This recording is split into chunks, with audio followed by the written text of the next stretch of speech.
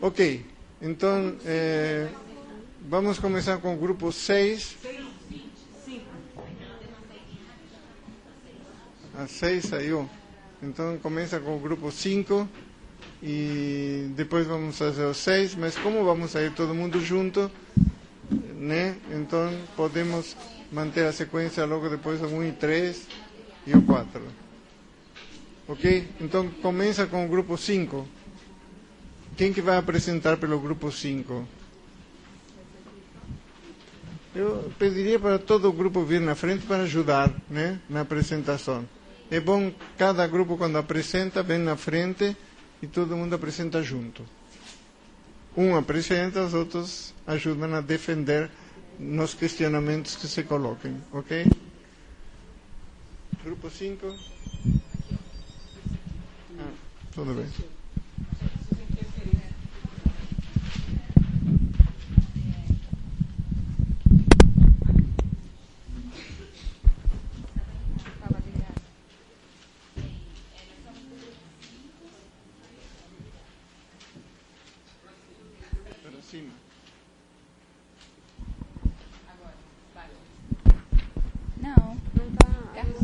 Bem, nós somos do grupo 5, o professor Dutra foi o coordenador, Luciana foi participante, Helena participante, Júlia foi participante, eu também, e sou a relatora do grupo, mas o grupo vai ajudar a complementar. O nosso grupo foi o 5, como influenciar a indústria de alimentos. Então, assim, a gente leu o texto, o professor fez um resumo, devido ao tempo, né? Ele fez um resumo do texto, falando da pesquisa que foi feita com várias indústrias sobre esse assunto. E, assim, nós passamos a primeira meia hora discutindo um pouco o texto, um pouco das nossas experiências. E a gente tem algumas recomendações como influenciar a indústria de alimentos. A indústria deverá assumir a responsabilidade da informação nutricional, produzir alimentos mais saudáveis, levando em consideração a biodisponibilidade dos nutrientes. E aí a gente viu que na legislação brasileira não tem ainda uma lei sobre isso. Então, a gente está sugerindo que seja incluído na legislação brasileira a biodisponibilidade dos nutrientes e o valor nutricional. Promover a educação a partir da rotulagem como um papel de todos, não só do governo e nem da indústria, mas que todas as pessoas também possam fazer essa promoção da educação alimentar. Ter uma linguagem mais adequada e entendível ao consumidor, na questão da rotulagem, das informações sobre os produtos alimentícios. Nessa rotulagem, nessa linguagem, a gente tem que levar em consideração a indústria, né, os aspectos positivos e negativos dos produtos, eles devem estar na rotulagem. Aí até a Júlia deu um exemplo, que eu acho que ela fala melhor do que eu. Do mesmo jeito que a gente vai falar quando tem ômega 3, quando tem ômega 6, que são nutrientes que fazem bem para o seu corpo, também se tem muito sódio, se tem muita gordura, a gente deixa claro o que o consumo desses alimentos podem fazer, podem causar. Dos dois modos, tanto nos aspectos positivos quanto nos aspectos negativos. Que as propagandas sobre os produtos alimentícios respeitem a cultura local, de acordo com a fase do ciclo de vida, porque a gente, no governo, está trabalhando com esse termo ciclo de vida, né, todas as faixas etárias, e a questão da territorialidade, devido às especificidades que cada região tem. Ter setores de divulgação dentro da indústria. Promover fóruns de discussão e divulgação envolvendo vários setores, academia, governo, indústria e outros setores. Incluir pesquisa e desenvolvimento sobre valor nutricional dos alimentos, isso assim dentro da indústria, que o governo também dê prioridade para isso, a academia também tenha essa discussão, e também para a produção de alimentos com maior valor nutricional. E, por último, que a gente tenha fóruns de discussão e divulgação envolvendo vários setores, que a gente possa ampliar mais, ter uma rede de discussão sobre essa questão da indústria, os alimentos, propaganda, rotulagem, e que a gente possa estar circulando em todos os níveis, no governo, nas indústrias, na sociedade civil, na universidade, que essa rede fique circulando uma rede de informações e divulgação. Aí eu não sei se alguém quer complementar, professor. Eu queria enfatizar só a questão da rotulagem, que assim, um consenso que o grupo chegou foi que pouquíssimas pessoas entendem a tabela nutricional, pouquíssimas pessoas sabem interpretar essa tabela. Então, é fato que algo que ia contribuir de forma positiva seria a informação nutricional de modo mais amigável, de que seja mais facilmente entendido pela população. E a indústria, para fazer isso, também tem que ter a ajuda forte do governo, principalmente da Anvisa, com, de repente, regulamentações mais flexíveis, porque às vezes a gente quer colocar mais informações, ou informações de modo mais amigável na rotulagem, mas a gente tem que seguir uma regra e um formato que é determinado pela Anvisa e a gente não pode fugir disso. Então, tem que ser um trabalho em conjunto também, a academia entra aí para ver como que o pessoal vai entender essa informação, qual que é o melhor formato. Então, por isso que a gente falou que o entendimento da rotulagem tem que ser o papel de todos, não só da indústria, como principalmente o governo e a academia. Eu esqueci de dizer, o nosso grupo foi bem heterogêneo. Nós tínhamos 2 pessoas representantes da indústria. Eu sou do Ministério, a Luciana é do Ministério da Saúde e o professor também representando a academia. Então, foi assim, uma discussão bem rica, porque a gente tinha alguns setores. A gente sentiu falta da Anvisa, né, que é o setor do governo responsável pela legislação brasileira, e também da CGPAM, que é onde tem a coordenação da política de alimentação e nutrição. Aí fez um pouco de falta no nosso grupo. Era isso. Se alguém mais quiser complementar...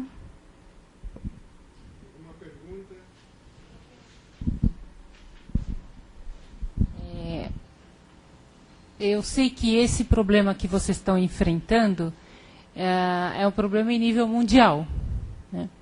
E tem muitas experiências exitosas, estou pensando na rotulagem, por exemplo, e tem muitas recomendações que estão sendo feitas para países como Estados Unidos e Europa. Como muitos desses alimentos são indústrias multinacionais, etc., e os produtos seguem mais ou menos o mesmo padrão, seria muito interessante que aquilo que está sendo desenvolvido lá fora, de novo pensando na rotulagem, né, só para dar um exemplo, pudesse ser rapidamente absorvido aqui. Tá? A gente tem um problema em nível nacional que algumas coisas, especialmente o FDA, eles têm algumas recomendações que a gente já tentou aplicar aqui no Brasil, que são mais explicativas, mais amigáveis e deixaria os benefícios e malefícios do produto industrializado, mas com que o consumidor tenha um acesso maior a essas informações. Porém, a Anvisa ou o Ministério da Agricultura, quando a gente tenta colocar esses dizeres na rotulagem, eles nos impedem. E a gente não consegue colocar isso. O rótulo sai como indeferido, a gente tem que tirar essas alegações e só depois a gente consegue que o rótulo seja deferido, sendo que você não coloca nenhuma alegação especial, só a tabela nutricional e a lista de ingredientes de acordo com o que está aprovado. Qual o motivo? Uma explicação. É porque é uma norma, uma legislação da Anvisa que rege isso. Só como parte de governo, dentro do que ela falou, realmente existe uma normatização, né, isso existe, mas uma das coisas que a gente discutiu muito no grupo é que não foi a Anvisa que foi lá e taxou, olha, é isso. Existe uma discussão, inclusive a Bia está dentro. Quando a gente colocou ali fóruns de discussão com maior divulgação e essa coisa toda, foi muito pensando nisso, porque não é cartorial também. A Anvisa foi lá, escreveu um papel e falou, olha, cumpra-se. Existe um grande envolvimento da sociedade civil, a própria Bia. Pode não estar acontecendo de todos estarem envolvidos, ou a divulgação disso não está sendo tão boa. Por isso que foi uma das nossas recomendações, que essa coisa tem que chegar até onde tem que chegar, mas assim, de uma forma mais uniforme, uma discussão, não é? É porque cartorialmente a gente ainda usa essa expressão lá. A Anvisa que pôs a cara e decidiu, a portaria está aqui, porque ela é o órgão responsável no governo federal por isso. Só complementando, eu sou da Bia e, de fato, além de ter toda essa problemática mundial, aqui no Brasil as normas de rotulagem são assim, porque são assim no Mercosul. A Anvisa colocou, o Ministério da Agricultura colocou, mas são acordos firmados no Mercosul. e depois eles só internalizam através de normas aqui. Então, nós também, da indústria, temos muita dificuldade, porque a gente gostaria até de colocar informações mais acessíveis ao consumidor, mas nós temos que seguir aquela norma também. Então, a gente entende que, enquanto isso não puder ser alterado, a educação nutricional, você ensinar o consumidor a ler e a entender, porque o rótulo traz informações muito importantes, e que muitas das vezes as pessoas vão conseguir se alimentar melhor sabendo o que está escrito ali. As informações estão ali, elas são dadas sobre o produto, porque o rótulo é para isso mesmo, é para identificar e falar sobre o produto que você está consumindo. Mas as pessoas não têm como entender aquilo. Então a gente acha que, partindo da educação e de todos esses encontros, falando com a academia, a gente vai conseguir, por um lado, fazer que as pessoas entendam o rótulo e, de outro, flexibilizar de alguma maneira. Mas essa flexibilização só vai acontecer se a gente conseguir influenciar lá atrás. Esses grupos do Grupo Mercado Comum que acordam essas normas saem como recomendação e o Ministério, ele internaliza. Por quê? Porque foi um compromisso que o Brasil assumiu lá com o Mercosul.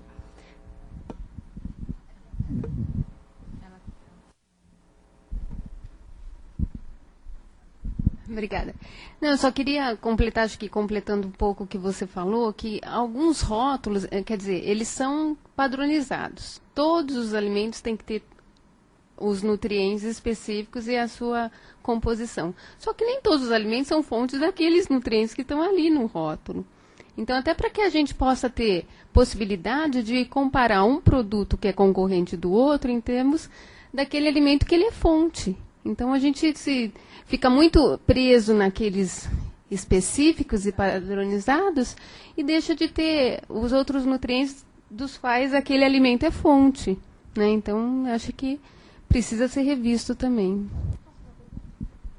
Eu queria fazer uma pergunta, acho que foi para ela, que você falou que muitas vezes vocês querem colocar algumas informações. Eu queria que você desse alguns exemplos, que tipo de informações que vocês gostariam de colocar e que são deferidas ou...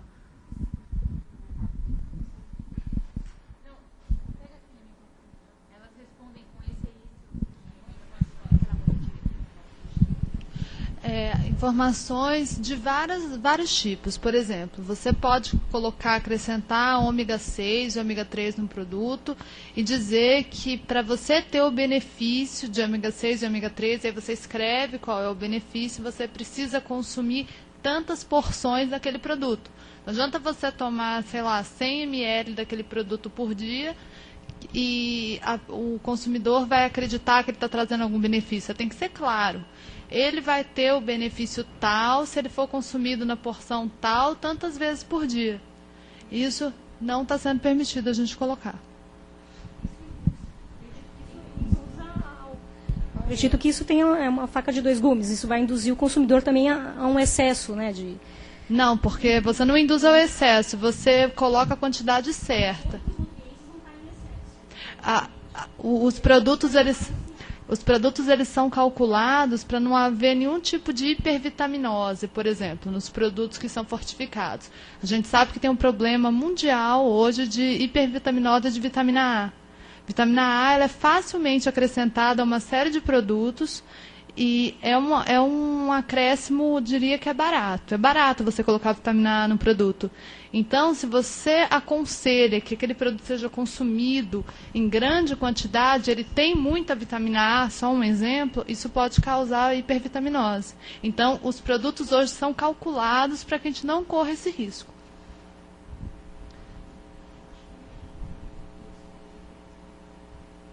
Eu só gostaria de fazer um comentário, né, como a gente estava... elas citaram que é difícil realmente a gente estar interpretando a rotulagem, a gente está explicando para as pessoas. Realmente isso é um dos trabalhos de educação que a gente tem que ter uma atuação. Só que eu acho que é interessante a gente lembrar também que há pouco tempo, né, atrás, a gente nem essa informação tinha. Então eu acho que assim, como nutricionista, isso já foi um ganho muito grande, a gente ter esse tipo de informação no produto. Sem dúvida. Né, da mesma forma que a gente não tinha validade há poucos anos atrás também. Então, acho que, de forma geral, assim, a gente está caminhando, né, para a gente para ter novas conquistas.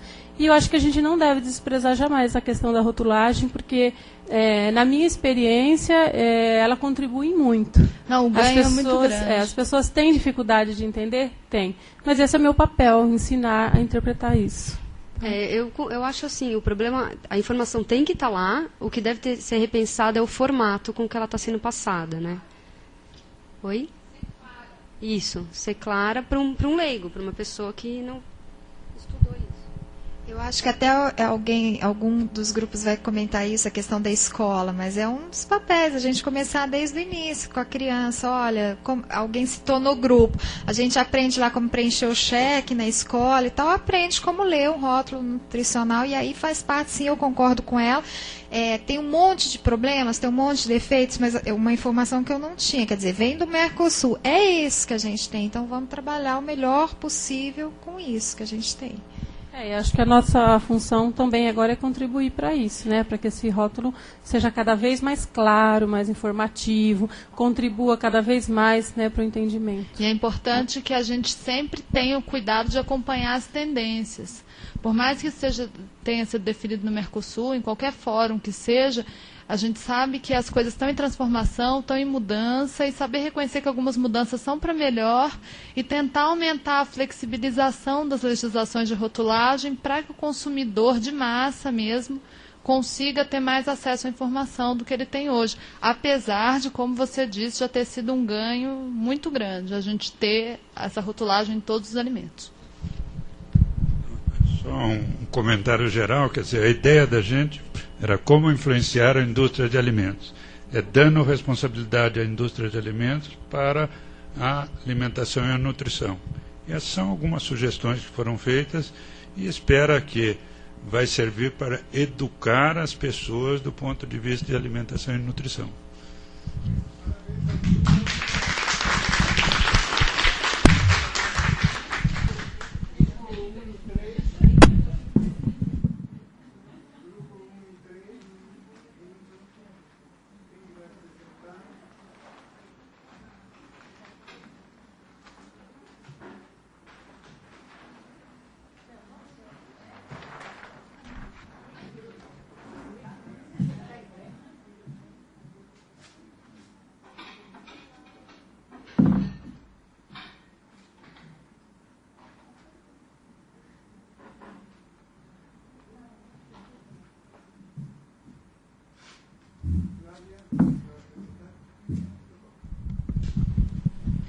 Oi, meu nome é Flávia, estou aqui representando a ASBRAN, Associação Brasileira de Nutrição. A gente também teve um grupo bastante heterogêneo. A gente vai discutir duas propostas, né? Como multiplicar experiências positivas como a do programa Eu Aprendi, Eu Ensinei, e como colocar nos programas escolares temas de alimentação e nutrição. Então, o grupo tem a Vanessa, né, advogada da Bia, a Alessandra, da alimentação, do programa de alimentação escolar de Campinas, a Miriam, do NEPA, Jocely, da Secretaria de Educação da Bahia, a Thelma Toledo, professora da UF de Alagoas, e a Gisela, né? Não precisa de apresentações. A gente discutiu muito as duas propostas junto, e a gente aproveitou muito da experiência da Gisela. Vocês estão vendo, não, né? Da Gisela, para estar também fazendo propostas de como inserir, né, os temas de alimentação e nutrição na escola. O que a gente discutiu é que, antes de mais nada, e a Gisela mesmo viu, né, no projeto deles, e que é muito importante ter uma metodologia que seja adaptável e que tenha critérios claros. Né? Não adianta a gente ir lá e querer fazer alguma coisa sem, né, ter um planejamento didático, pedagógico. E esses critérios, né, que devem existir em qualquer projeto, em programa, e são assim: primeiro, um diagnóstico local, né, ver as necessidades daquela população, daquele público-alvo que você está querendo. A gente achou que pode ter, sim, um material que seja básico, né, que tenha uma metodologia básica e conceitos básicos, mas que a gente tem que fazer uma avaliação diagnóstica específica para cada local, né. Outro critério que faz parte dessa metodologia seria parcerias, que no projeto dela também deu muito certo. Fazer parcerias locais com a comunidade, por exemplo, né, com a escola, PSF, que mais? Empresas. Quem puder participar, né, quanto mais pessoas puderem participar e colaborar no planejamento e desenvolvimento de todo o projeto, acho que, né, melhor esse projeto vai atender essa população. Que mais? A gente, então, achou também que é muito importante ter um material de apoio. A Gisela falou que as pessoas pediam muito isso, né? Eles tinham um material, né, as cartilhas do CREM, e era importante, então, você já vir com um material pronto, né? É claro que, e justamente esse material também é legal ele ser flexível. De novo, tem, assim, se for especificamente pensando nos professores, tem professores criativos, eles vão querer desenvolver atividades específicas, mas é importante ter um material de apoio também básico. E esse material ele seria tanto metodológico, né, então você vai na escola, mostrar para o diretor, teria todo o planejamento, desenvolvimento, os objetivos do trabalho, avaliação, e tanto também seria um material mais... Não metodológico, teria um material também com conceitos de nutrição, e que esse a gente poderia passar para o professor, né? E até poderia também ter material para o aluno, como cartilhas. Então, existem diferentes níveis, né, de recursos que são importantes, e que ela viu também que eles sentiram essa necessidade. Então, é importante ter esse material, que seja um material fácil também e de boa qualidade. O que mais? A gente também discutiu que a gente sabe que a saúde hoje em dia é um tema, né, transversal, e que a gente queria que a nutrição fosse um tema transversal, né? A gente não sabe se seria como fazendo parte da saúde, ou se seria um tema mesmo, nutrição, mas a gente queria talvez que fosse dada uma importância maior. Só para complementar, quer dizer, os parâmetros curriculares nacionais, né, de agora, não lembro o ano, mas são 2000, acho, né?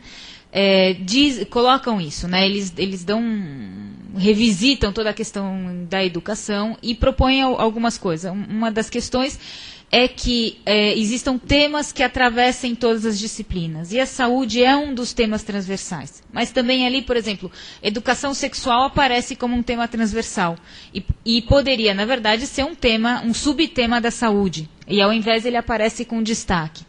Então, uma das questões que o grupo levantou, se perguntou, está trazendo também aqui para vocês, né? Claro, nutrição está dentro de saúde, né? Mas, na verdade, a gente desejaria que fosse um tema, ele mesmo, como a educação sexual, que a gente pudesse destacar o tema nutrição. E que esse tema fosse transversal para todas as idades, de 0 a 18 anos, né? Porque quando se fala de transversalidade, se fala muito 7ª, 8ª série e ensino médio. Esse é um primeiro ponto. Um segundo ponto é que, além da questão dos temas transversais, que foi uma questão que fortaleceu muito, aprendi e ensinei nas escolas de ensino médio, os parâmetros curriculares nacionais prevêem para o ensino médio uma coisa que eles chamam de aplicação de tecnologia, ou seja, que o aluno possa aprender e entender na prática aquilo que ele está aprendendo, ou seja, pôr em prática aquilo que ele está aprendendo. Ou seja, a gente viu que na legislação da educação tem muita abertura para isso, né? Só que isso precisa ser, de fato, implementado e compreendido na ponta, né? Ou seja, que a nutrição seja compreendida como uma ferramenta pedagógica. E aí não é mais um problema só nosso, assim, de inserir nutrição. É um problema da área de educação, né? Como ela está acolhendo essas diretrizes nacionais que dirigem o ensino brasileiro, né? Isso não foi ainda acolhido pelas escolas, em nenhum nível, né? Só escolas de ponta usam temas transversais, trabalham com interdisciplinaridade. Se isso já tivesse sido acolhido, seria muito mais fácil inserir a nutrição. Mas isso não foi ainda. Então, é um dos desafios que inserir o tema nutrição nos currículos enfrenta, né? Mas que o fundamental como critério para inserção é que ele não seja visto como uma coisa a mais, né? Que nem eu sou do tempo que tinha educação moral e cívica, né? E que tinha organização social e política do Brasil, né? Como se essas coisas, colocando uma matéria, isso garantisse a atuação política, a cidadania de uma pessoa. Era muito chato. né? E para todo mundo era chato, também para o professor, né? Se a ideia não é ter a disciplina de nutrição, mas é que a nutrição seja abraçada por todas as disciplinas.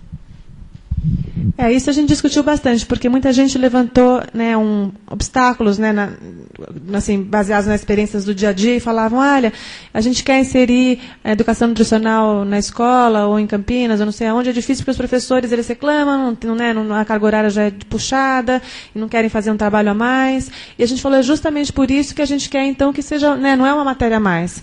E até a Vanessa falou, porque a Bia está pensando em ver como que vai trabalhar isso na legislação. Será que a gente vai pedir a nutrição como uma matéria a mais? A gente falou, não é justamente isso que a gente não quer. Né? A gente quer que ela seja usada como um instrumento. Então, né, eu falei da horta, eu sou apaixonada por hortas, né? Eu acho que é uma ferramenta maravilhosa, que você pode ensinar todas as matérias, né, ciências, matemática, tudo que você quiser com uma simples horta. Então, a gente acha que o caminho é esse mesmo. E depois a gente também acha que esse programa tem que ser institucionalizado. Então, assim, ele tem que ser abraçado, né, ou tem que ser fazer parte mesmo do governo, seja do município, da prefeitura, do estado, e para que esse projeto continue, né? Que foi uma das coisas que a gente até perguntou para a Gisela, e aí, o que aconteceu, né, com esse teu projeto? Ela falou que não sabe, né, assim, se as mudanças perduram ainda ou não. Então, a gente também acha importante para que, quando a gente for avaliar, né, e que tem que ter uma avaliação constante, não só do resultado, mas do processo inteiro, para que seja uma coisa meio de, né, retroalimentação. Então, o que deu certo, o que não deu certo, vamos voltar para poder né, fazer um replanejamento e para que isso seja uma coisa contínua. Acho que foi só.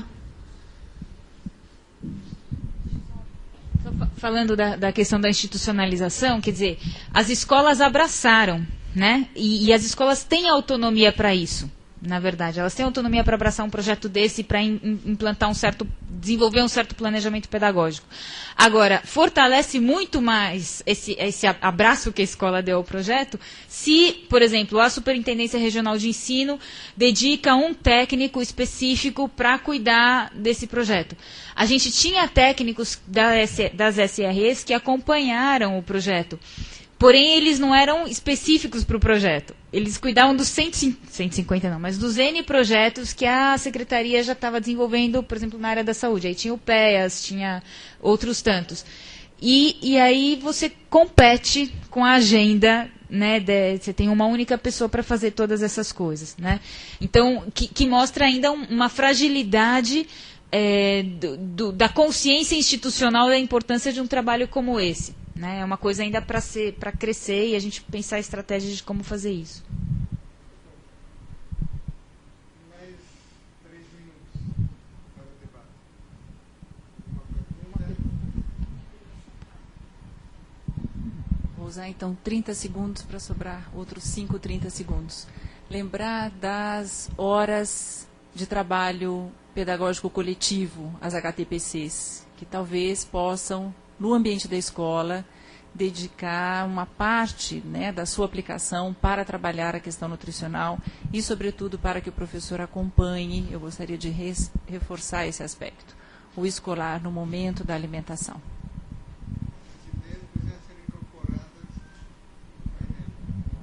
A Flávia está no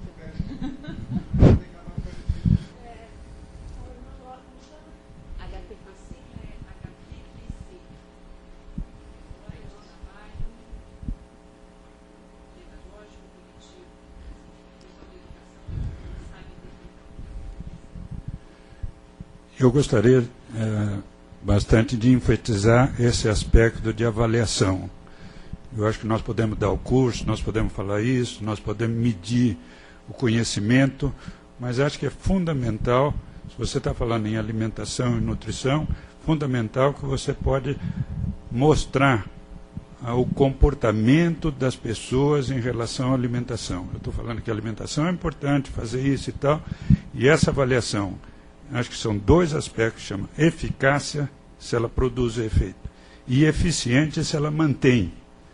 Então, eu acho que Eu gostei de saber que o CREM, as pessoas 6 anos depois, elas estavam seguindo aquilo.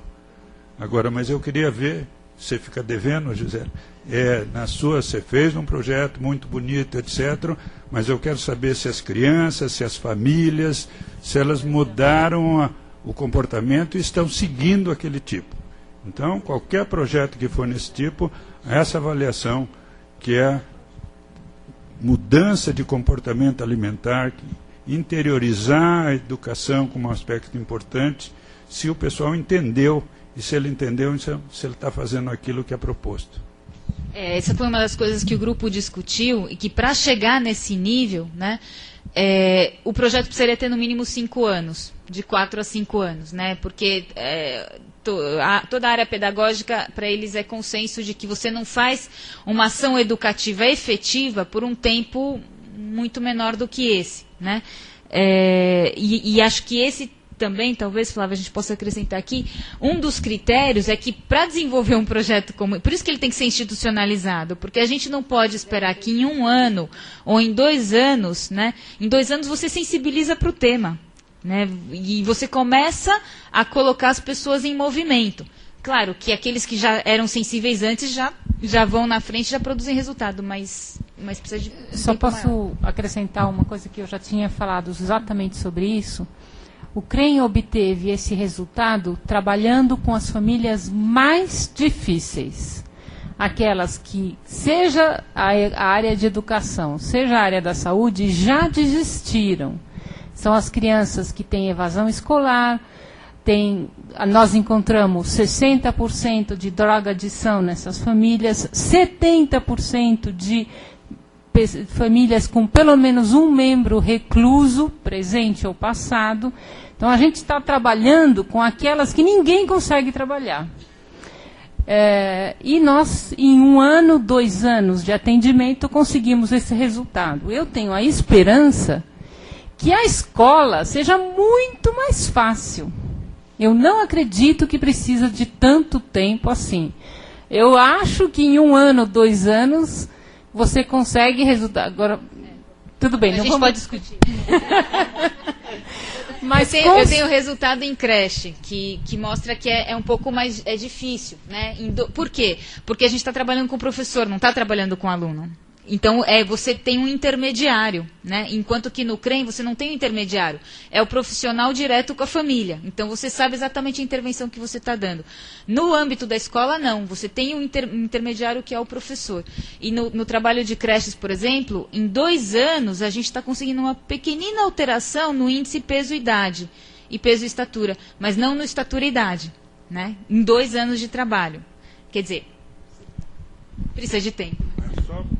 Para não continuar muito, eu acho que na escola, se você quiser mostrar o efeito da educação alimentar nas crianças, você precisa trabalhar com a família dela. Porque não adianta nada você falar, eu fiz, ó que beleza, a criança sabe isso, etc.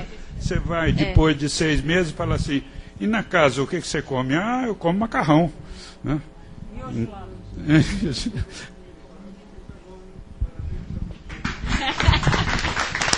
É quente a discussão.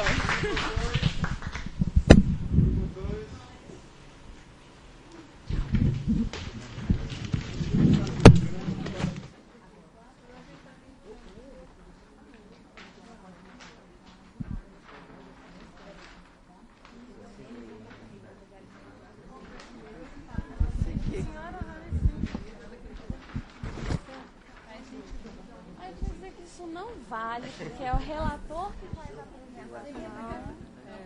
Eu também acho. Você preparou junto, você que redigiu. Você que tem que falar. Eu fico em pé do seu lado. Então tá. Eu fico mudando aqui. Eu e ela. Ela vai fazer. Né? Então faça. Boa tarde, nós do grupo 2, nós temos a Sabrina, que é do MDS, a Cristina do SESI, Rose do SESI, a Vânia da Fundação Orco, Miguel da UFMG, A Cecília do Conceia. E eu sou Nádia da UFVJM. Então, nós discutimos, então, tendo em vista a diversidade cultural presente nas diferentes comunidades, apresentamos as seguintes recomendações e diretrizes. Identificar as lideranças e sustentadores, ou seja, aqueles que mantêm a dinâmica da comunidade. Nós discutimos muito que nós temos sempre o hábito de identificar lideranças, mas não os sustentadores, aqueles que realmente trabalham. Então, é importante que a gente, né, identifique esses sustentadores. Desenvolver o potencial existente nas comunidades. Então, a questão das potencialidades já discutida ontem. Ressignificar, né, as ações de segurança alimentar e nutricional desenvolvidas. Quando a gente coloca o ressignificar, nós sabemos que nós temos diferentes atores que vêm trabalhando com a questão da segurança alimentar e nutricional, as pastorais, diferentes agentes, mas nós queríamos que entrasse dentro do processo o sentido do que é segurança alimentar e nutricional, que nem todos conseguem apreender. Então, a partir disso, fazer uma ressignificação da sua prática. Incorporar as práticas, referencial teórico e científico, porque sem ele a gente, né, não vai muito para frente, ele é muito importante. Fortalecer o trabalho transdisciplinar, formar a rede SAM, né?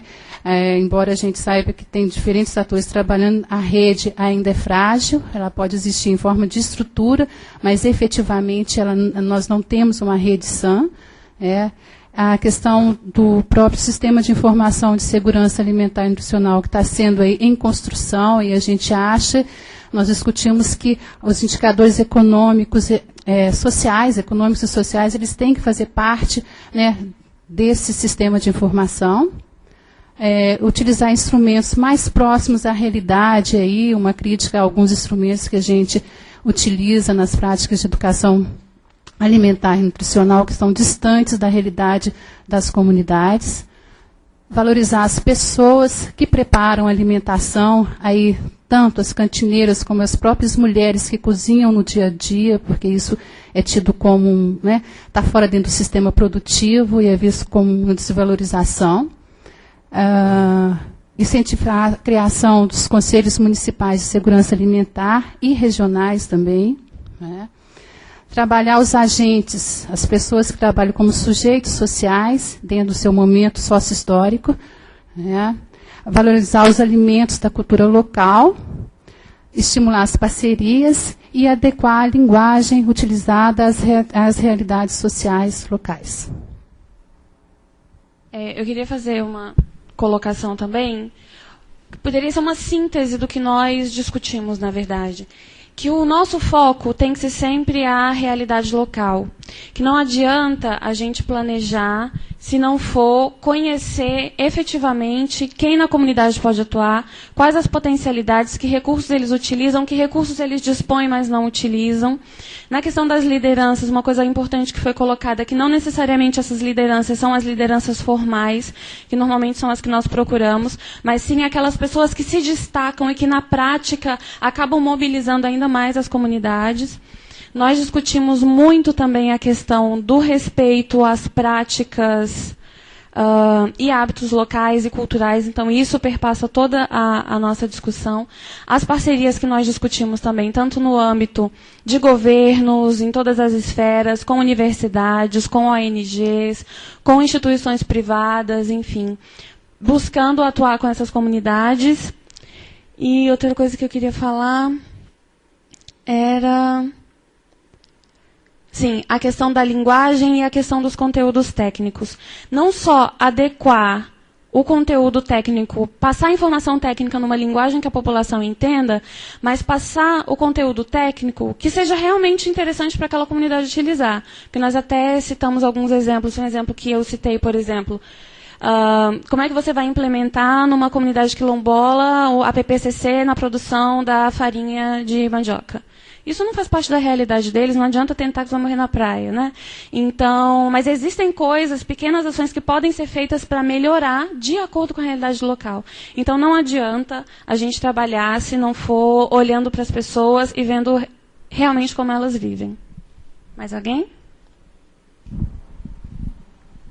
A gente discutiu também a questão dos grupos que a gente vai estar atendendo, né? Nós temos realidades totalmente diferentes, né? Eu não tenho experiência com grupos assim, como a Sabrina citou, né? Como a Nádia. Eu tenho experiências mais com grupos urbanos, né, que têm uma realidade, que têm um acesso, que moram em um bairro, não na sua maioria, mas que tem água, que tem esgoto. Então, assim, essas pessoas, elas têm uma necessidade diferente da necessidade de grupos indígenas, né, e etc. Então, isso. E, então, a gente tem que estar sempre atento a essas necessidades também. E procurar, dentro desse contexto, trabalhar também muito mais no ponto de vista qualitativo, né, do que a gente trabalhar a questão quantitativa, né, quanto que é a dieta de uma pessoa, quantas porções, quantas calorias, é algo importante, mas a início a gente trabalhar principalmente a questão qualitativa. O que você tem que fazer para mudar o seu estado nutricional do ponto de vista qualitativo? Que alimentos você tem que passar a consumir? Que alimentos que você tem que moderar esse consumo? Então, isso faz parte de uma questão educativa mesmo, né? Na hora de você fazer a sua escolha. E, para isso, a gente esbarra em todos aqueles itens que a gente pontuou, né? De conhecer a coletividade, de conhecer o público que você está trabalhando. A moral da história é: não adianta você querer fazer alguma coisa se você não sabe para quem você vai fazer. Então, a primeira coisa, eu vou trabalhar com a comunidade. Que comunidade é essa? Vou lá, conheço, depois a gente vê o que fazer, de acordo com o que eles precisam. Se não, e de acordo com o que eles podem fazer, o que eles têm a oferecer, o que nós temos a oferecer. Enfim, é basicamente isso. Perguntas?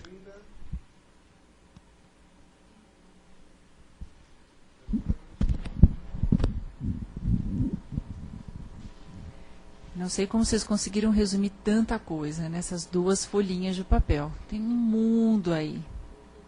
Né, gente, que vontade de ficar aqui o resto da semana, só conversando com o que esse grupo propôs, né? Mas queria lembrar, a respeito do trabalho em comunidades, de um aspecto que na área de nutrição sempre me chama a atenção, do ponto de vista da elaboração de material educativo e mesmo das abordagens com as comunidades. Muito enfoque, e importante que seja feito, com informações sobre composição, como você sugeria, formato, quantidades, e muito pouco a respeito de técnicas de preparo. A dietética, a prática da dietética, no que diz respeito a tempo de cocção, temperatura de cocção, utensílios utilizados e contaminação desses utensílios, há um risco envolvido bastante grande, que tem comprometido a qualidade da alimentação e que isso não aparece no material. Eu sistematicamente vou procurar coisas para saber, será que aqui tem alguma coisa que tenha dito a respeito de quanto esquentar, de quanto ferver, não submeter a calor intenso, enfim. É uma preocupação que eu gostaria de colocar a mais para a gente qualificar também a formação e a informação técnica, que eu penso que no material que a gente conhece, pelo menos, é muito pouco tratado, né? E da rádio comunitária. Queria me lembrar também disso. Desculpe, que era uma sugestão também para o grupo de vocês. Nós comentamos rapidamente a respeito do poder da comunicação que as rádios têm, e eu não gostaria que nós perdêssemos de vista essa perspectiva de trabalho, que me parece muito interessante.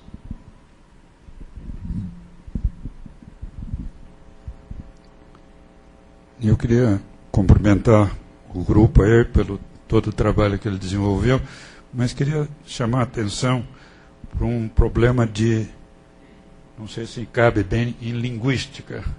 E a linguística, eu falo assim, a economia tem economês, e nós temos o nutrioguês, né? O que significa essas coisas? Me perturba um pouco aqui no Brasil você falar em segurança alimentar e nutricional. E em inglês tem 2 coisas. Uma é segurança e outra é seguridade, né? E precisava ser entendido, quer dizer, a segurança alimentar e nutricional, quer dizer, aquele alimento é seguro. E e muito olhada aí do ponto de vista microbiológico, toxicológico, etc. Quando põe segurança nutricional, ela é uma segurança que envolve a composição, os nutrientes, ele é seguro do ponto de vista de nutrientes. Agora, a seguridade, e isso eu acho que é importante do ponto de vista de país, é produzir o alimento em quantidade e qualidade necessária para a alimentação da população. É diferente da segurança da seguridade. Pelo menos a FAO, o Banco Mundial fala assim, e nós aqui no Brasil usamos só segurança.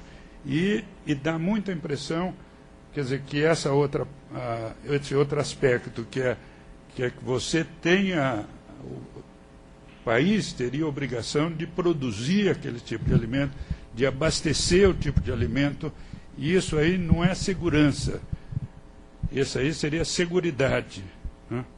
Então, algumas palavras, eu acho que nós temos que estar de acordo. Pode ser que daqui por diante eu vou falando isso, mas eu só vejo falar aqui no Brasil de segurança, e não de seguridade, né? Agora, é só né, eu sei que o senhor sabe, mas o próprio conceito, né, quando a gente fala em segurança alimentar e nutricional, ele abarca a seguridade, né, garantir a todos uma alimentação em quantidade e qualidade. E aí pensando em acesso, pensando em várias questões, né, e essa foi a posição assumida pela União, por todos nós.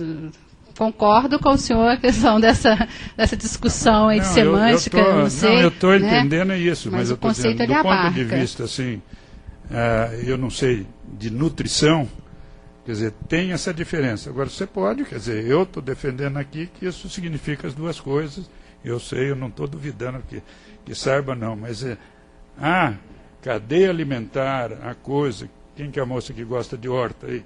Acho que a horta é muito também... Eu também acho que a horta é excelente. Agora, eu quero ver se quando eles estão fazendo a horta, se ensinam ele a comer a verdura, né? E se depois eu avalio se ele comeu a verdura, ou se ele está fazendo a horta e tal, que é importante, mas do ponto de vista de educação, de nutrição, isso é importante porque você vai facilitar, vai garantir um estado nutricional adequado. Só posso dizer uma coisa rapidinha? Eu já tinha falado no grupo, nós somos cientistas, a gente gosta de observar coisas com precisão e medir coisas com precisão. Aquilo que sempre me incomoda no conceito de insegurança alimentar, exatamente porque a cada ano que passa ele abarca mais conceitos, é a imprecisão desse conceito. Porque se eu quero avaliar aquilo que acontece, eu preciso ter instrumentos de medida precisos. Tá? O resultado das medidas de insegurança alimentar que tem saído nesses últimos anos, o ano passado, esse ano, na verdade estão medindo pobreza, né? Toda vez que a gente não pesa e não mede, por exemplo, insegurança alimentar nos Estados Unidos, não está associado com fome, está associado com obesidade.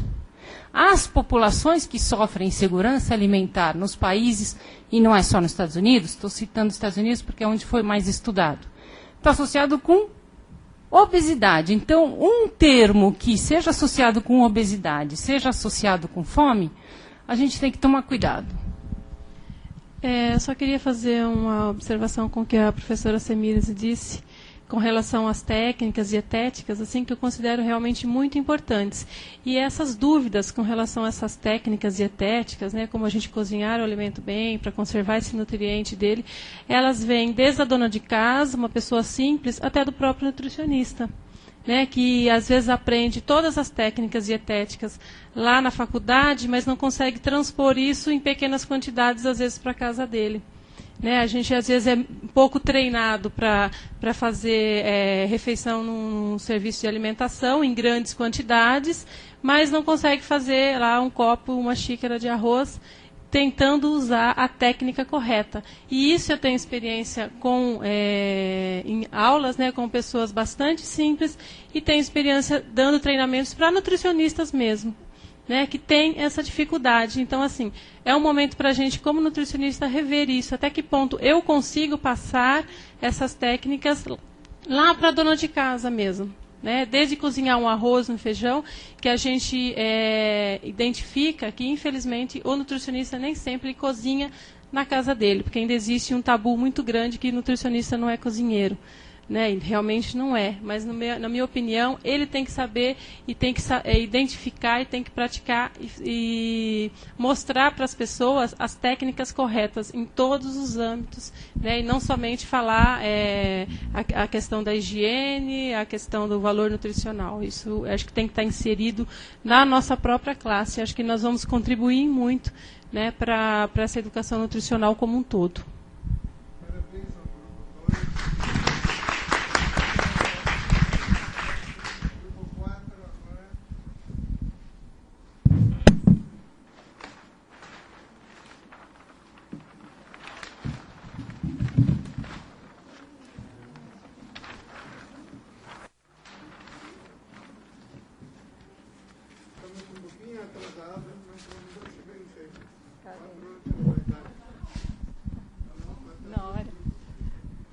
Então, gente, boa tarde a todos. Então, vou começando já, né? Nosso grupo teve 4 pessoas, né? A Silvia precisou sair já, mas uma nutricionista que trabalha aqui na Faculdade de Ciências Farmacêuticas, a Paula, que é médica pediatra, nutróloga, que trabalha no CREM, e a Semiramis, que é nutricionista, trabalha na Unicamp, na PUC de Campinas, desculpa. E eu, Maria de la O, sou enfermeira e trabalho aqui na universidade, na Escola de Enfermagem, né? Então, nós discutimos um pouco como fazer para introduzir nos currículos de graduação, né, na formação profissional, a questão da nutrição, né, com esse enfoque da promoção da saúde. Começamos pensando da importância que que isso seja realmente introduzido como um conteúdo já na formação profissional, né, a questão da nutrição, porque a gente parte, muitas vezes, das formações que são feitas pós, né, formação inicial, então, do trabalhador que está lá no campo. Esse foi o texto que a gente teve para ler, né? Então, o trabalhador que já está na prática e muitas vezes é capacitado para determinados programas, mas um mês depois está fora, né? Não está mais. Então, quem está na prática de novo não tem a capacitação. Então, o que a gente realmente precisa fortalecer a introdução de determinados conteúdos que são essenciais na formação inicial, né? Então, o que a gente tem em relação à formação profissional na área de nas ciências da saúde, e consideramos também importante nas ciências da educação, né, e para todos os profissionais que vão trabalhar na formação no ensino fundamental, no ensino médio e na educação infantil também. Então, do professor que vai trabalhar com a criança lá na creche, né, até o professor que vai trabalhar na universidade. Então, olhamos um pouco as diretrizes curriculares, porque é o que orienta a formação atualmente, né? E a gente observa que não existe mesmo as diretrizes curriculares. Tem uma abordagem bastante ampla, né? Tem um propósito, tem uma finalidade. A gente considera isso importante, que as escolas possam compor os seus currículos de acordo com as suas realidades locais, né? Mas a gente acha que pode encaminhar daqui uma recomendação, né, que a questão da nutrição, vou voltar, ela contempla que os currículos contemplem conteúdos relativos à nutrição, né? Uma outra questão que a gente observou, que muitas vezes, quando há o conteúdo de nutrição nos currículos, ele é dado de forma estanque, né? Então, muitas vezes, por exemplo, na Faculdade de Medicina, o formando tem um conteúdo de nutrição lá nos seus anos iniciais, e quando ele vai para a prática, ele tem que recuperar por conta, por si próprio, né, aquele conteúdo, porque aquilo não é trabalhado lá no internato, lá na residência, como um conteúdo próprio, né, adaptado naquele momento, né? E uma outra questão que apareceu, que as atividades práticas, muitas vezes nos currículos de graduação, elas também são precárias, no sentido de que elas aparecem, muitas vezes, na parte mais final dos currículos, né? Então, os alunos têm um contato com a realidade muito tardiamente na formação, né? Então, fica um excesso de conteúdos teóricos que muitas vezes o aluno não valoriza, que é o caso dos conteúdos de nutrição, né, e que é o caso dos conteúdos da formação humanista, né, que a gente acha que é essencial para o trabalhador, tanto da área da saúde como da área da educação. Acho que esse é o diagnóstico. Estou falando tão rápido que eu cansei agora. Fiquei preocupada. Então, as nossas recomendações, em função disso, seria que a gente pudesse tirar daqui, né, a ideia de fortalecer a formação humanista, né, acho que esse seria um primeiro passo. Realmente, aquelas mesas que trataram do tema ontem foram muito importantes. A gente acha que esta antecipação da prática pode trazer um maior significado, né, para esses conteúdos todos das ciências humanas. Então, da psicologia, da filosofia, das ciências sociais, né, para o aluno entender o que são esses determinantes sociais, né, como é que acontece, o que é a rede social. Então, a gente, na verdade, discutiu bastante, vários exemplos de como isso tudo se concretiza na prática, né. Na teoria, fica árido, né, e muitas vezes desinteressante para o aluno, mas a hora que ele vai para a prática, isso se torna bastante importante, significativo, né? E que a gente também então, tem como recomendação introduzir conteúdo sobre nutrição nos projetos políticos pedagógicos das escolas, né? Então, considerando que as diretrizes curriculares prevêem que cada escola elabore o seu próprio projeto político-pedagógico, né, que a gente tirasse daqui uma recomendação, né, porque isso poderia ser uma coisa mais a curto prazo, de que as escolas considerassem a importância deste conteúdo, né, tendo em vista a questão da promoção da saúde. Né? Então, que ela está lá em todas as diretrizes pedagógicas de todos os cursos da área de saúde, a importância de que o profissional possa trabalhar na promoção da saúde, na prevenção de doenças. Então, este é um conteúdo essencial. E, eventualmente, a longo prazo, se ainda for necessário, né, talvez nem seja, mas uma recomendação que a gente levasse isso para os conselhos de classe, né, das profissões que estão aqui reunidas, para que isso pudesse ser também destacado nas próprias diretrizes curriculares. Né, porque nas diretrizes curriculares também a gente observa que tem um ou outro destaque, né, como a questão das práticas de educação física, não é isso? As práticas físicas e qualquer coisa assim. Então, que a gente, talvez fosse interessante, a gente também está encaminhando um destaque para a questão da nutrição dentro da promoção de saúde. Tá? E uma outra coisa que a gente achou importante estar destacando, que saísse daqui, é o reconhecimento, né, das iniciativas que já existem voltadas para a melhoria da formação profissional. Né? Então, entre essas iniciativas, a gente destacou a portaria interministerial, Ministério da Educação e Ministério da Saúde, né, que visa o fortalecimento da formação dos trabalhadores das ciências da saúde em relação ao SUS, né, ao Sistema Único de Saúde, e a residência multiprofissional. Tá? Acho que bem sinteticamente. É muita ideia, né, para pouco tempo. Eu acho que ela foi muito feliz em colocar sinteticamente para vocês. Quer dizer, a preocupação também do grupo foi de, ao estudar as diretrizes curriculares, respeitar as especificidades dos cursos, que é um avanço que a diretriz curricular trouxe em relação ao modelo antigo de orientação para a organização do ensino superior pautado na grade curricular, que a gente sabe que não funciona bem, não é? E, ao mesmo tempo, não confundindo competências com conhecimento. Quer dizer, preservando competências específicas da nutrição para o nutricionista, do médico para o médico, do farmacêutico para o farmacêutico. Mas tratar a nutrição como um tema transversal, emprestando dos professores do ensino médio fundamental a expressão, né, de forma que os currículos pudessem imediatamente incorporar. Por isso ela dizia a curto prazo, não é? Para que a gente não demande, a partir de uma reforma de diretriz, a necessidade de que isso possa ser atendido. Na mesma medida, eu gostaria de reiterar a colocação que ela fez também, muito bem, mas a respeito das disciplinas de caráter humanístico. Isso foi uma ideia da Paula, eu queria que ela colocasse. porque eu achei muito bacana e dizia para ela no grupo o tempo inteiro, eu quero ir para a PUC amanhã para ver se a gente consegue implementar isso. Porque veio de uma experiência que ela teve, ela trouxe isso para nós. Queria te pedir para explicar. Né? Bom, então eu coloco o aluno da graduação como aqueles meninos do filme de ontem, do vídeo. Eu aprendi, eu ensinei. Então, o desejo de ser protagonista, de participar ativamente, eu acho que é do aluno da graduação também. Né?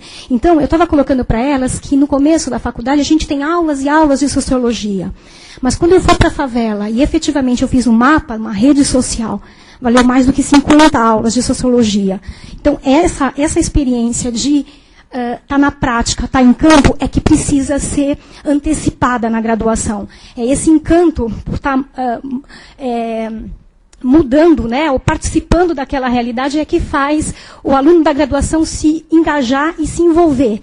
Então, foi essa experiência que a gente tem lá no CREM, da eletiva, que os alunos do 2º e do 3º ano de medicina e enfermagem fazem, eles vão até a favela, eles fazem a visita domiciliar, eles vão para a cozinha experimental que a gente tem lá, eles preparam junto com as mães uma receita de baixo custo, de alto valor nutritivo, e ao mesmo tempo eles conversam sobre alguma saúde pertinente à área da saúde, da cidadania, enfim, que os próprios alunos a preparam depois que essas mães escolhem esse assunto. Então, foi essa experiência que eu troquei com um grupo, né, um grupo que vive na universidade, né, uma coisa que chama atenção, nós 4 estamos inseridas na universidade, mas com experiências muito diferentes e de graduações diferentes. Né. Aí o que a Paula queria sugerir, quer dizer, que nós queríamos sugerir juntos aqui, é que os professores, então, das disciplinas de antropologia, de filosofia, enfim, das disciplinas da área de humanas que compõem os currículos sejam convidados a fazer as suas aulas nessas práticas antecipadas de campo. 2 minutos para perguntas.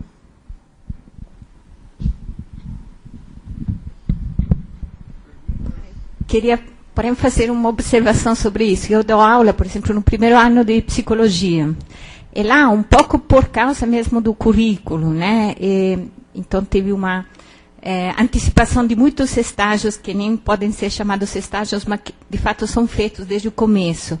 E, sobretudo, também pelo movimento dos próprios alunos que estão participando de ONGs, desse tipo de coisa, até por uma necessidade mesmo de formação, tem acontecido que os alunos, desde o comecinho, façam prática. Né?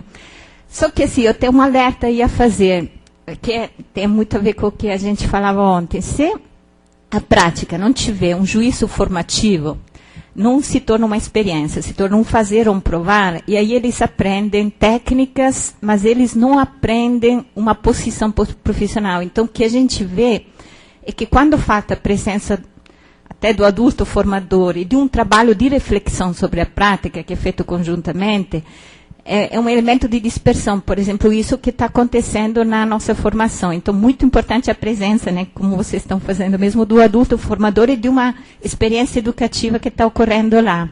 Então, a prática formadora, eu diria, formativa, não sei como é. Tá?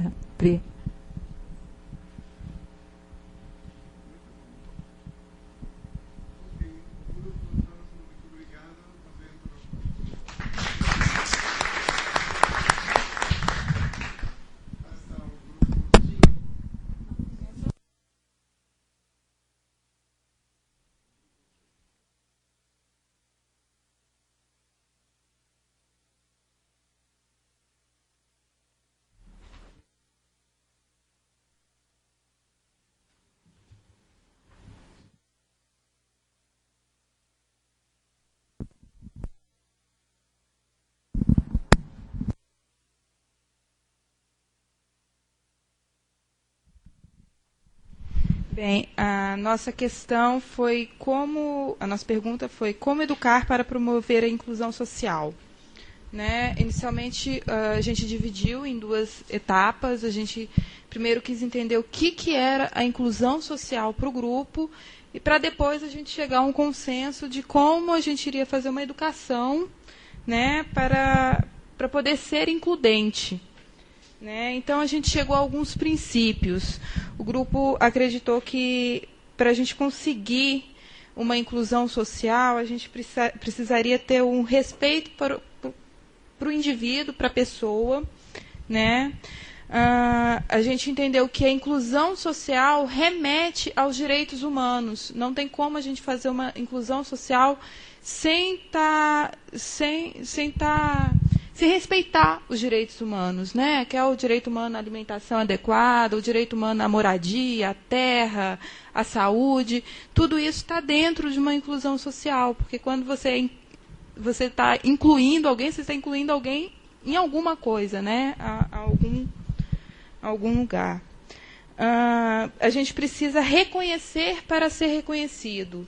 Então, o indivíduo ele tem que se sentir uma pessoa, tem que saber que ele é reconhecido e ele tem que se reconhecer também. Não tem como só falar, a sociedade falar assim, olha, para um morador de rua, fala assim, não, vamos sair da rua e essa pessoa não entender que a rua não é o lugar ideal para ele morar, alguma coisa assim, e não se sentir parte da sociedade também, senão não adianta, qualquer intervenção vai ser em vão. Né? A gente tem que gerar uma autonomia, uma liberdade também para os indivíduos. Temos que trabalhar com uma educação emancipadora também. A gente tem que pensar também não apenas no indivíduo, mas na família e na comunidade também. A gente tem que desenvolver atividades que abranjam tanto a família, a comunidade e o indivíduo. Acho que são os 3 pontos que a gente tem que estar trabalhando. Temos que respeitar as diversidades, as diferenças culturais, regionais, que cada um pode estar apresentando. E temos que respeitar a essência da pessoa também, né? E nós chegamos à conclusão que já existem várias experiências, né, pequenas no Brasil, a nível local, que remetem a esses princípios. Então, o grupo pensou assim, como que a gente vai fazer para poder expressar essas experiências, né, dar uma visibilidade para essa experiência? Pode ser por meio de um prêmio, a gente não conseguiu chegar a um consenso, né? Fica aí a questão também para o grupo maior. Como que a gente pode estar dando uma visibilidade para essas experiências exitosas já existentes, né? E como a partir dessas experiências exitosas a gente consegue influenciar políticas públicas. Elas vão subsidiar a formulação de novas políticas públicas. Como que elas vão poder contribuir para o poder público também melhorar, né, essa questão. A gente colocou também a questão da credibilidade, né, das instituições, como que elas conseguem esse tipo de coisa. E verificamos também a questão das parcerias, da criação de novas redes e principalmente a questão da intersetorialidade, né? Como, eu acho que vai ser o grande desafio mesmo, como a gente promover essa intersetorialidade, né? Em todos os momentos a gente falou que de repente precisaria estar alguém aqui da agricultura, porque a gente está falando de alimentação também. A gente teria que estar vendo como que a gente consegue promover essa intersetorialidade, como que a gente consegue trabalhar com vários grupos diferentes, né? E várias profissões diferentes, e vários pensares diferentes também, né? E a questão da educação, que a gente entende que tem que ser uma educação participativa, uma educação propositiva e questionadora também, né? E que chame a atenção do aluno, que não adianta só a gente propor uma coisa e os indivíduos que estão recebendo, que são beneficiários, não abraçarem a causa e não se identificarem com a atividade que a gente está desenvolvendo. Vocês têm mais alguma coisa, grupo?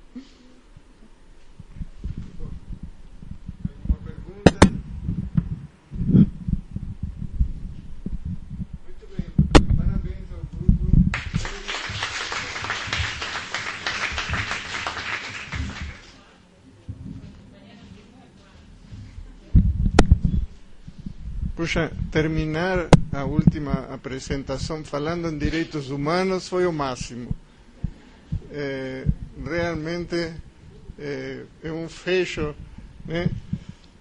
Eu gostaria de fazer um rápido comentário. Em primeiro lugar, o elevado nível do trabalho dos grupos, que foi excelente, né? e não podia ser diferente pelo elevado nível das pessoas que participaram nos grupos.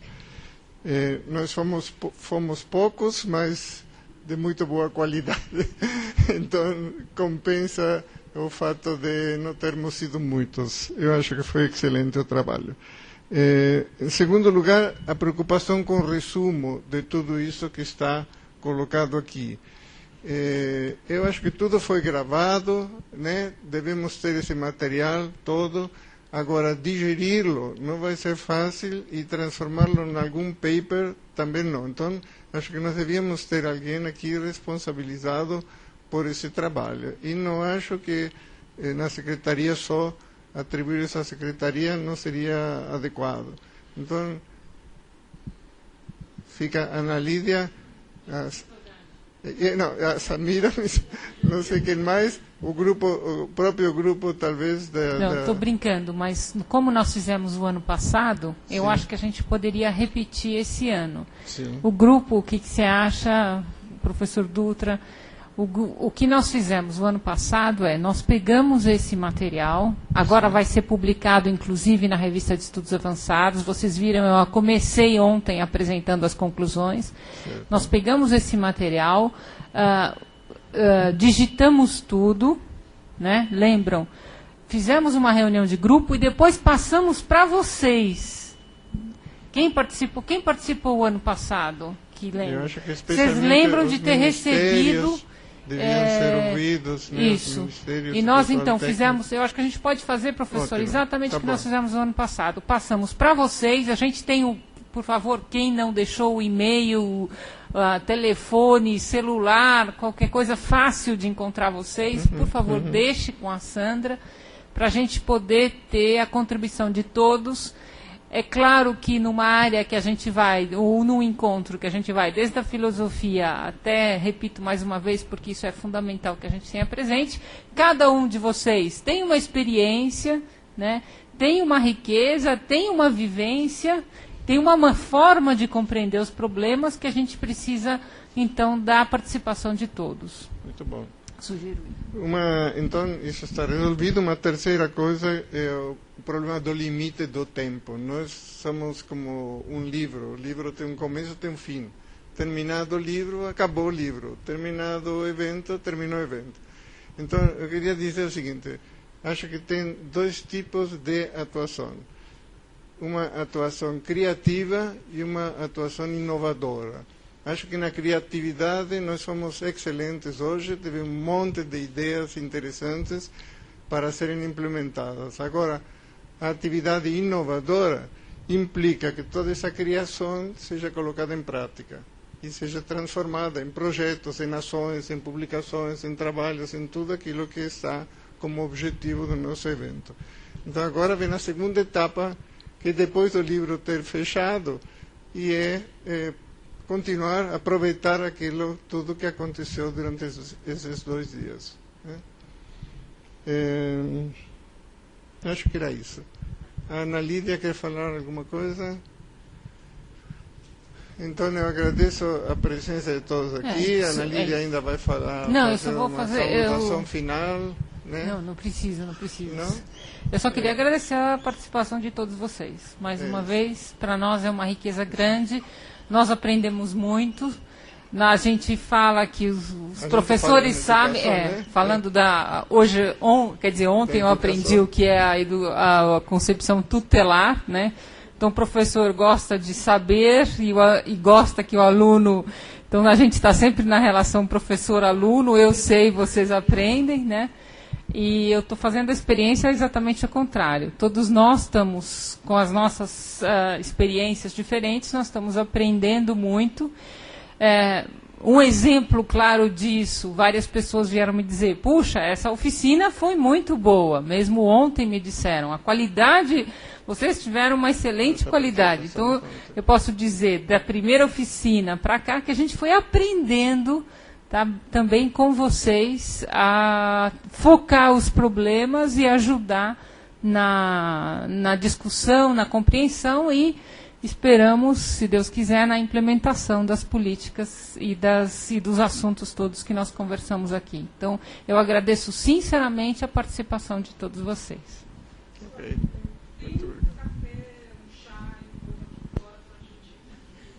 Muito bem. Ok. Como a professora Analia estava falando, eu aprendi, eu ensinei aquele projeto, o primeiro projeto apresentado. Eu acrescento, eu aprendi de novo. Eu aprendi, ensinei e continuei aprendendo. O que nós estamos fazendo aqui, acho que quem mais aprende é sempre o professor. Muito obrigado. Até uma próxima oportunidade. Vamos tomar um café. E aqui tem os dois e-mails aí, do cedini@usp.br e sancodo@usp.br. Ok? Qualquer problema, entrar em contato. Muito obrigado.